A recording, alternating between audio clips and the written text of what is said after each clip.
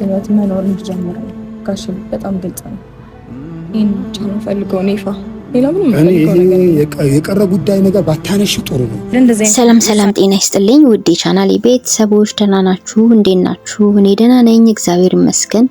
እኔ እኮ የሩታ ጉዳይ በጣም ግራ ያጋባኝ ነው ቤተሰብ ማለት ነው። የቀረ ጉዳይ አታንሺ ስሏት ነበር ጋሽዬና ምኑ ነው የቀረው ጋሽዬ? ለምንድን ነው የአብርሃምን ችግር የአብርሃምን ድክመት የአብርሃምን ብልግና ይሄ ሁሉ ነገር ሽፍንፍን የምታደርጉት ማለት ነው? እቺ ልጅ ከነ ችግሩ ከነ መከራው ከነ ብልግናው እሺ ብላ ገብታ ነገም እንዲሁ የተጨቆነች ትኖር ነው እያላችሁ ያላችሁት አልገባንም እኮ እኛ የምንከታተላችሁ ሰዎች ማለት ነው። ምንም ሊገባን አልቻለም።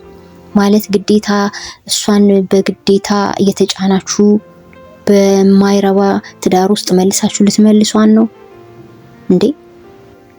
ባይቸግራት እቺ ልጅ ባትገፋ ልጁ ለዚህ ሙሉ ስቃይ ባይዳርጋት ከትዳሯ በላይ የሚበልጥባት ምን ነገር አለ? ተናግራለች እኮ ሩታ ራሱ ከትዳር በላይ ምን አለ ብላለች። ግን ደግሞ ግዴታ ሲሆንብኝ ነው ለዚህ ውሳኔ በቃሁት። ውሳኔም ደግሞ የመጀመሪያ በፍጥነት የተወሰነ ውሳኔ አይደለም። በተደጋጋሚ ብዙ ችግሮችን አይታለች። ብዙ ነገር በአብርሃም ህይወት ውስጥ መጥቶ ሄዷል። ቤተሰብ የምታውቁ ማለት ነው ታውቃላችሁ።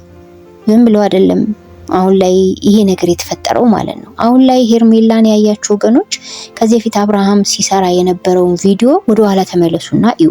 አዳዲስ ልጆች አላችሁ ይመስለኛልና ገና ዛሬ ሄርሜላን ብቻ አይተው ኖርማሊ ቀለል አድርገው ያዩ ሰዎች አሉ። ሲጀመር እንዲያውም የሄርሜላ ቪዲዮ እስካሁን ከመጡት ሴቶች በላይ በጣም ከባድ ነው።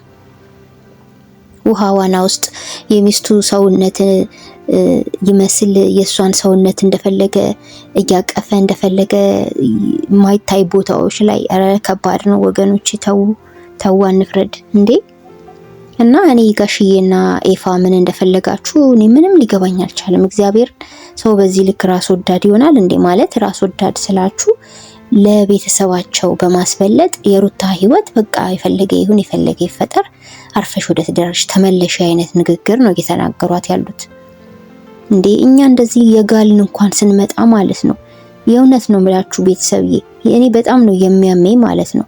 ማለት ያው ስላለውበት በዚህ ታሪክ ውስጥ ሁሌም ሀሳብ እየሰጠው ስለምመጣ ብዬ ነው እንጂ እኔ ከዚህ ህይወት ውስጥ ሁሉ መውጣት አሁን የናፈቀኝ ማለት ነው። በቃ ሳስበው ከነሱ በበለጠ እየተጎዳን ያለ ነው እኛ ኦዲየንሶችን ብዬ እያመንኩ ነው አሁን ላይ ማለት ነው።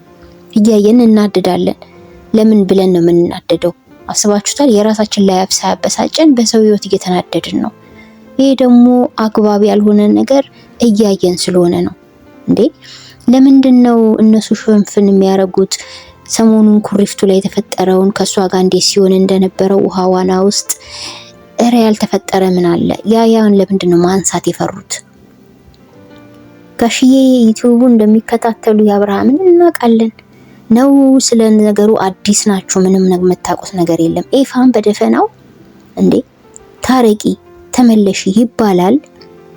ምንድነው ልጁ ሲያረግ የነበረው የሁሉ ጊዜ? ምኑ ናችሁ ነው ግን እናንተ?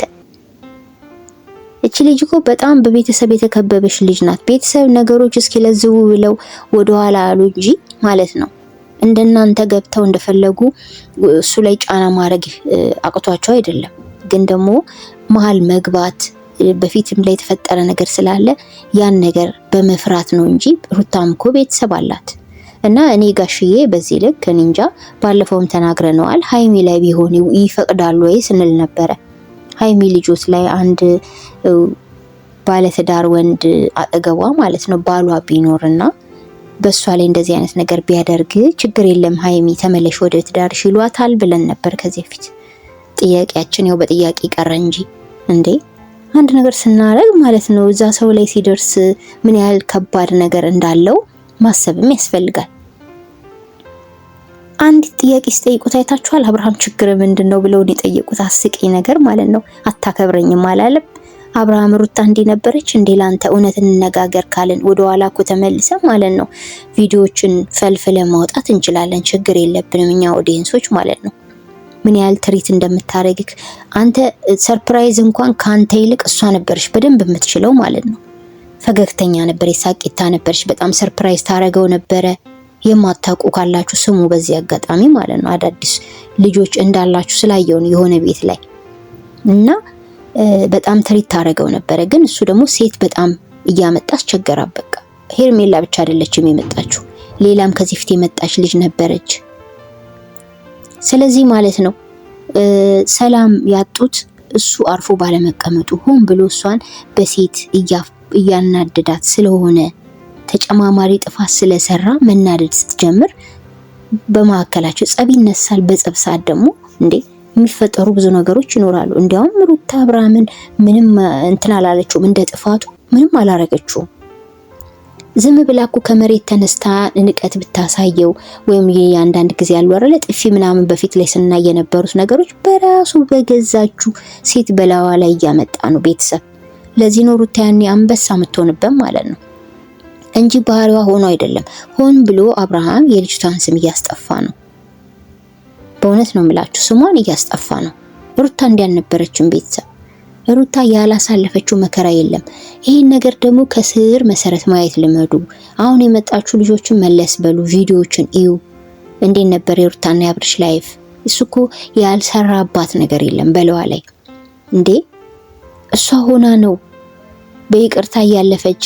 ኃይለ ቃል ስትናገር ስትናደድም ሁሉም እሱ ባመጣው ችግር ነው እንጂ እሷ ከመሬት ተነስታ ትዳር ውስጥ ዝም ብላ ተናዳጅ ተቆጪ ማታከብረው ሴት ሆና አይደለም። አብርሃም ውሸትክ ያጠፋሃል። የምሬን ነው ምልክ ማለት የውሸትክ እንጃ ስፋቱ በራሱ የውሸትክ ስፋቱ ዝም ብሎ አፋለኝ ተብሎ ዝም ብሎ ይቀደዳል እንዴ ሰው? አንዳንድ ጊዜም ጠበብ አድርገው ነገሮችን ሰዎች እሷ ላይ ተጽዕኖ እንዲያደርሱና ጥላቻ እንዲኖርባቸው ቅድድ ያለ ነገር አታውራ። መጠን አድርገው ይደብራል በጣም ማለት እኛን ስለምናውቅ የምታደርገውን ድርጊት ለኛ አትነግረንም መቼስ። ለገዛ ቤተሰቦች እየዋሻቸው ነው ባይዘው ማለት ነው። ከዛ ባለፈ ደግሞ አይታችሁታል እየተነጋገሩ ሄደ አባቱን አቁሞ። ለአባቱ ክብር የሌለው አብርሃም በእርግጠኝነት ለእናቱን ክብር ያለው አይመስለኝም። ምክንያቱም እናቱን የሚወድ ሴትን አይበድልም ብዬ ስለማምን ማለት ነው።